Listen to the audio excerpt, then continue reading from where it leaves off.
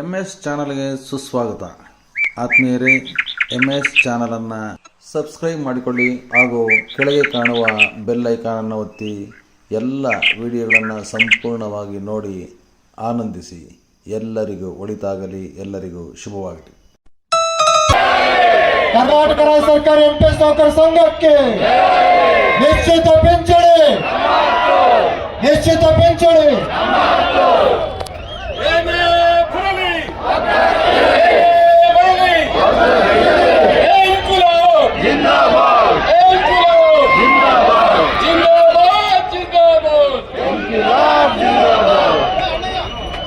ಮಾನ್ಯ ಸಚಿವರನ್ನ ಎಲ್ಲರೂ ದಯಮಾಡಿ ವೇದಿಕೆ ಮೇಲೆ ಇರ್ತಕ್ಕಂಥ ಸ್ಥಳಾವಕಾಶ ಮಾಡಿಕೊಡಬೇಕು. ಮಾನ್ಯ ಸಚಿವರನ್ನ ಕರ್ನಾಟಕ ರಾಜ್ಯ ಸರ್ಕಾರಿ ಎಂಪ್ಲಾಯೀಸ್ ನೌಕರ ಸಂಘದ ವತಿಯಿಂದ ತುಂಬು ಹೃದಯ ಸ್ವಾಗತವನ್ನು ಕೋರ್ತಾ ಇದ್ದೇವೆ. ನಿಶ್ಚಿತ ಪಿಂಚಣಿ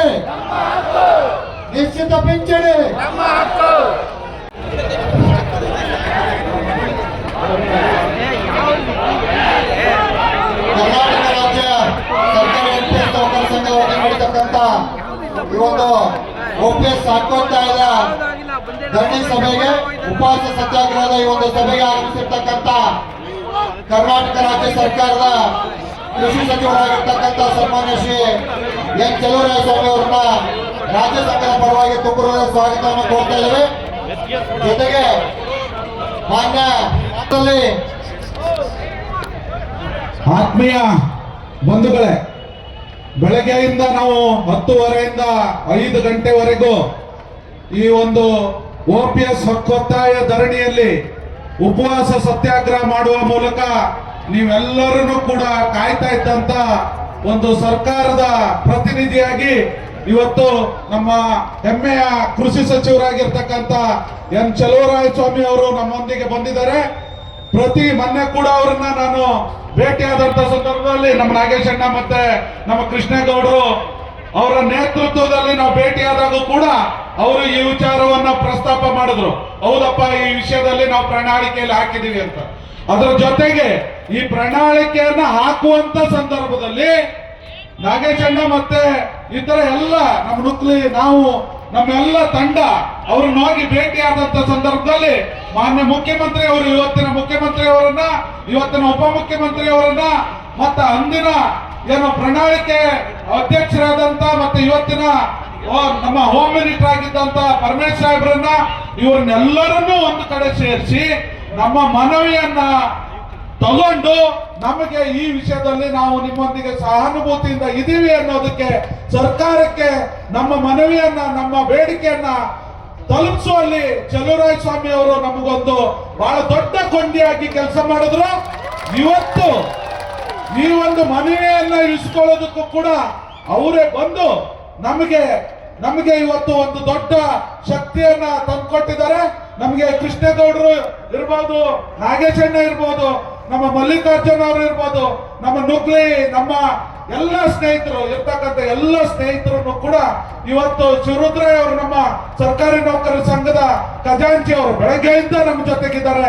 ರಾಜ್ಯ ಸರ್ಕಾರಿ ನೌಕರರ ಸಂಘದ ಅನೇಕ ಪದಾಧಿಕಾರಿಗಳು, ಆಯ್ಕೆ ಆಗಿರುವಂತವ್ರು, ತಾಲೂಕು ಅಧ್ಯಕ್ಷರು, ಜಿಲ್ಲಾಧ್ಯಕ್ಷರು ಎಲ್ಲ ನಮ್ಮ ಜೊತೆಗಿದ್ದಾರೆ.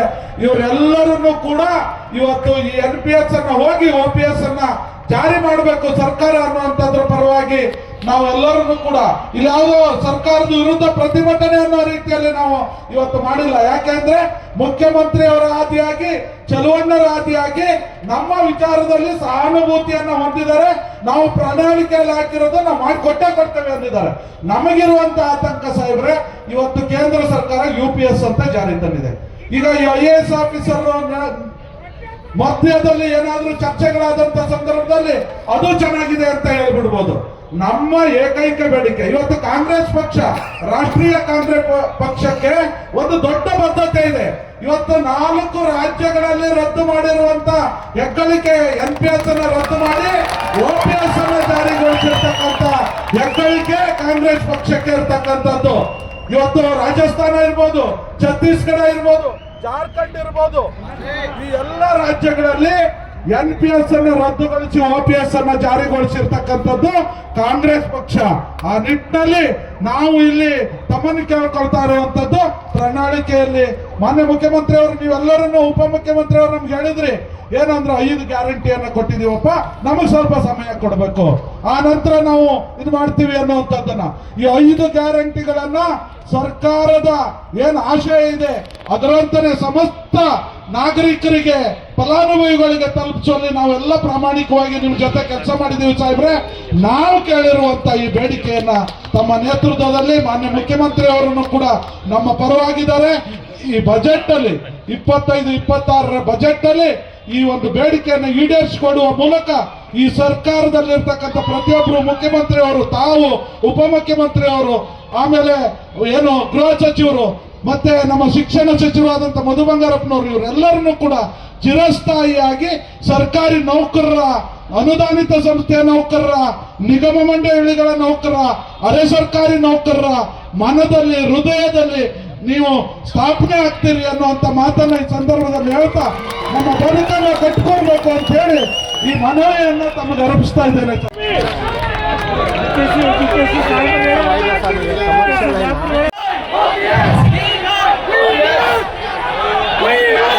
ದಯಮಾಡಿ ಸಮಾಧಾನ ಆಗಿರಪ್ಪ. ನಿಮ್ಮ ಸಂಘಟನೆ ಉತ್ಸಾಹ, ನಿಮ್ಮ ಸ್ಫೂರ್ತಿ ನೋಡಿದ್ರೆ ಭಾಳ ಖುಷಿ ಆಗುತ್ತೆ. ಸೊ ಎಲ್ಲದಕ್ಕೂ ಹಿಂಗೆ ಇರಬೇಕು ಅಂತ ನನ್ನ ರಿಕ್ವೆಸ್ಟ್.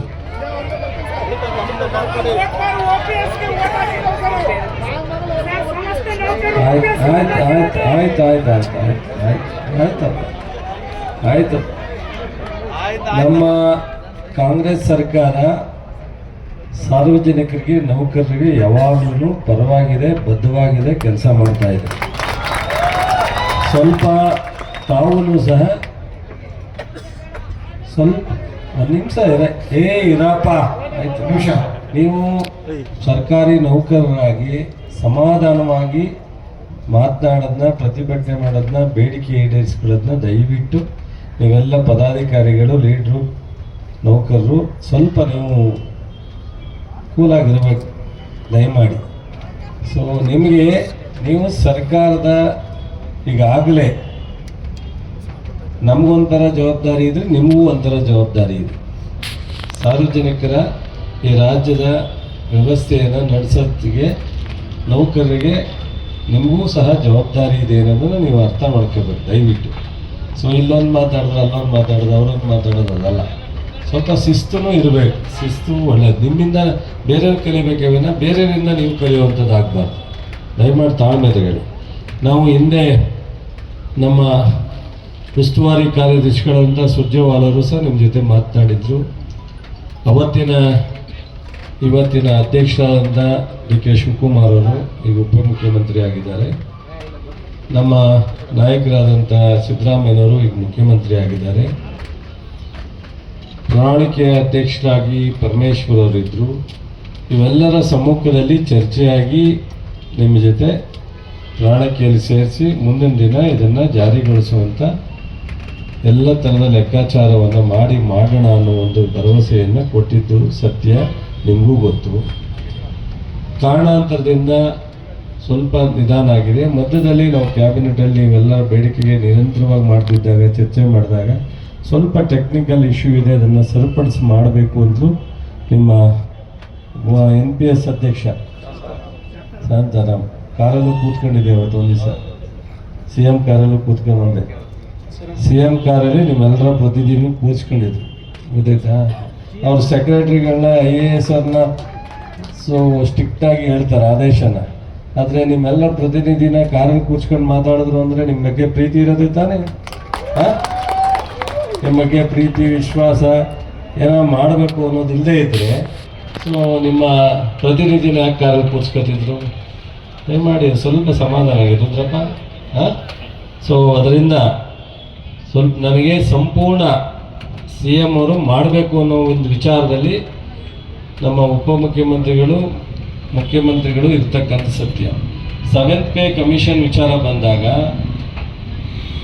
ಭಾಳಷ್ಟು ಜನ 1 ತಿಂಗಳು ಲೇಟಾಗಿ ಕೊಡೋಣ, ಸ್ವಲ್ಪ ನಿಮ್ಮದು ಎಷ್ಟು 27%, 27ವರೆನ 26 ಮಾಡೋಣ ಅಂದಾಗ ಮುಖ್ಯಮಂತ್ರಿಯವರೇ ಇಲ್ಲ ರೆಕಮೆಂಡ್ ಮಾಡಿರೋಷ್ಟು ಕೊಟ್ಬಿಡೋಣ, ಇವತ್ತಿಂದನೇ ಜಾರಿಗೆ ಮಾಡೋಣ, ಈ ತಿಂಗಳಿಂದನೇ ಅಂತ ಹೇಳಿದವರು ಮುಖ್ಯಮಂತ್ರಿಗಳು. ನಿಮಗೆ ಅದು ಗೊತ್ತಾಯ್ತೋ ಗೊತ್ತಿಲ್ವೋ ಕ್ಯಾಬಿನೆಟ್ಟಲ್ಲಿ. ಸೊ ಎಲ್ಲರೂ ಬೇರೆ ಬೇರೆ ಕಾರಣಕ್ಕೆ 1 ತಿಂಗಳು ಮುಂದೂಡೋಣ ಅನ್ನೋದೇ ಬೇಡ ಅಂತೇಳಿ ನೇರವಾಗಿ ಈಗಾಗಲೇ ಲೇಟ್ ಆಗಿದೆ ಮತ್ತೆ ಮುಂದೂಡೋದು ಬೇಡ. ಎಷ್ಟೊಂದು ನಿಮ್ಮ ಬಗ್ಗೆ ಕಾಳಜಿ ಇರ್ತಕ್ಕಂಥ ಸರ್ಕಾರಕ್ಕೆ, ಮುಖ್ಯಮಂತ್ರಿಗಳ ಬಗ್ಗೆ ನೀವು ಪ್ರತಿಭಟನೆ ಮಾಡೋ ಅವಶ್ಯಕತೆ ಇರಲಿಲ್ಲ ಅನ್ಕೋತೀನಿ. ಆದರೆ ನಿಮ್ಮ ನಾಯಕರು ಪ್ರತಿನಿಧಿಗಳು ಹೋರಾಟ ಮಾಡಿದಾಗ ಸಾಲದು ನಮ್ಮ ಪ್ರೆಸರು ಇರಲಿ ಮಾಡಿದಿರ ತಪ್ಪೇನಿಲ್ಲ. ಸೊ ಆದರೆ ಸರ್ಕಾರದ ಮೇಲೆ ನಂಬಿಕೆ ಇಡಿ, ಮುಖ್ಯಮಂತ್ರಿಗಳು ಉಪಮುಖ್ಯಮಂತ್ರಿ ಮೇಲೆ ನಂಬಿಕೆ ಇಡಿ. ಖಂಡಿತ ನಾನು ಈಗಲೇ ಬಜೆಟ್ ಮೀಟಿಂಗ್ ಇದೆ ನನ್ನ ಇಲಾಖೆದು, ಹೋಗ್ತಾ ಇದ್ದೀನಿ CM ಹತ್ರ. ಇವಾಗಲೇ ನಿಮ್ಮ ಬೇಡಿಕೆಯನ್ನು ಅವ್ರಿಗೆ ತಲುಪಿಸಿ ನಾನು ಸೀದಾ ಮಂಡ್ಯದಿಂದ ಇಲ್ಲೇ ಬಂದು ತೊಗೊಂಡೋಗಿದ್ದೀನಿ ಅಂತ ಹೇಳಿ. ಸೊ ಆದಷ್ಟು ಬೇಗ ಇದಕ್ಕೆ ಏನಾದರೂ ಒಂದು ಪರಿಹಾರವನ್ನು ಈ ಬಜೆಟ್ ಒಳಗಡೆ ಕಂಡುಹಿಡ್ಕೋಬೇಕು ಅಂತೇಳಿ ನಾನು ಸಹ ನಿಮ್ಮ ಪರವಾಗಿ ಮುಖ್ಯಮಂತ್ರಿಗಳನ್ನ ರಿಕ್ವೆಸ್ಟ್ ಮಾಡ್ತೀನಿ. ದಯಮಾಡಿ ನಿಮ್ಮೆಲ್ಲರೂ ಹೋರಾಟಕ್ಕೆ ಸರ್ಕಾರ ಮನ್ನಣೆ ಕೊಡುತ್ತೆ. ಸೊ ನಿಮ್ಮ ಪ್ರಯತ್ನಕ್ಕೆ ಜಯ ಸಿಕ್ಕತ್ತೆ. ದಯಮಾಡಿ ತಾವೆಲ್ಲರೂ ಸಹ ಈ ಒಂದು ಪ್ರತಿಭಟನೆನ ನಿಲ್ಲಿಸಿ ತಮ್ಮ ಊರಿಗೆ ಹೋಗಿ. ಸೊ ನಮ್ಮ ಪ್ರತಿನಿಧಿಗಳ ಜೊತೆ ನಾವು ಸಂಪರ್ಕದಲ್ಲಿ ಇರ್ತೀವಿ. CM ಜೊತೆ ಮಾತಾಡಿದ ತಕ್ಷಣ ನಾನು ವಾಪಸ್ ಬಂದ ಮೇಲೆ 6:30 ಗಂಟೆ ಮೇಲೆ ಫೋನ್ ಮಾಡಿ ಅವರಿಗೆ CM ಅವರು ಏನು ಹೇಳಿದ್ರು, ಯಾವ ಥರ ಏನು ವಿಚಾರ ನಾನು ತಿಳಿಸ್ತೀನಿ. ದಯಮಾಡಿ ತಾವೆಲ್ಲರೂ ಸಹ ಸಹಕರಿಸ್ಬೇಕು. ಸ್ನೇಹಿತರೆ, ಈ ವಿಷಯ ಈಗಾಗಲೇ ಮಾನ್ಯ ಮುಖ್ಯಮಂತ್ರಿ ಅವರ ಗಮನಕ್ಕೂ ಇದೆ. ಸಾಹೇಬರು ಅವರ ಡೈರೆಕ್ಷನ್ ಮೇಲೇನೆ ಇವತ್ತು ನಮ್ಮ ಈ ವೇದಿಕೆಗೆ ಬಂದಿದ್ದಾರೆ. ಅವ್ರೀಗ ಕೇಳ್ತಾ ಇರುವಂತದ್ದು ಈ ಬಜೆಟ್ ಒಳಗಡೆ ನಾವು ಇದನ್ನು ಚರ್ಚೆ ಮಾಡ್ತೇವೆ ಅಂತ ನಮ್ಮ ಉದ್ದೇಶನೂ ಕೂಡ ಆಗಿದೆ ಸಾಹೇಬ್ರೆ. ಹಾಗಾಗಿ ನಿಮ್ಮೊಂದಿಗೆ ನಾವು ನಿರಂತರವಾಗಿರ್ತೇವೆ. ನಿಮ್ಮ ಏನು ಒಂದು ಸಾರ್ವಜನಿಕ ಯೋಜನೆಗಳಿರುವಂಥದ್ದು ಎಲ್ಲವುಗಳ ಜೊತೆಗೆ ನಾವು ಇರ್ತೇವೆ. ನಮಗಿದೊಂದು ಬದುಕಿನ ಒಂದು ಏನು ನಮ್ಮ ಭವಿಷ್ಯದ ಬದುಕು ಮತ್ತು ಸಂಧ್ಯಾಕಾಲದ ಬದುಕಿಗೆ ಒಂದು ಭದ್ರತೆಯನ್ನು ತಾವು ತಂದು ಕೊಡಬೇಕು ಅನ್ನುವಂಥದ್ದನ್ನು ಮತ್ತೊಮ್ಮೆ ತಮ್ಮಲ್ಲಿ ಕೋರಿಕೆಯನ್ನು ಮಂಡಿಸಿ ತಾವು ಇಲ್ಲಿ ಬಂದು ನಮ್ಮ ಮನವಿಯನ್ನ ಇಸ್ಕೊಂಡು ಮುಖ್ಯಮಂತ್ರಿ ಅವರಿಗೆ, ಮುಖ್ಯಮಂತ್ರಿ ಪರವಾಗಿ ಸರ್ಕಾರದ ಪರವಾಗಿ ತಾವು ಬಂದಿದ್ದಕ್ಕಾಗಿ ಸಮಸ್ತ NPS ನೌಕರರು ಮತ್ತೆ ಕರ್ನಾಟಕ ರಾಜ್ಯ ಸರ್ಕಾರಿ NPS ನೌಕರರ ಸಂಘ ಮತ್ತೆ ನಮ್ಮ ಪ್ರಾಥಮಿಕ ಶಿಕ್ಷಕರ ಸಂಘ ಮತ್ತೆ ಎಲ್ಲ ನಮ್ಮ ರಾಜ್ಯ ಸರ್ಕಾರಿ ನೌಕರರ ಸಂಘ ಎಲ್ಲ ವೃಂದ ಸಂಘಗಳ ಪರವಾಗಿ ನಾವು ಮತ್ತೆ ಅನುದಾನಿತ ಸಂಸ್ಥೆಯ ಪದಾಧಿಕಾರಿಗಳು ಕೂಡ ನಮ್ಮೊಂದಿಗಿದ್ದಾರೆ.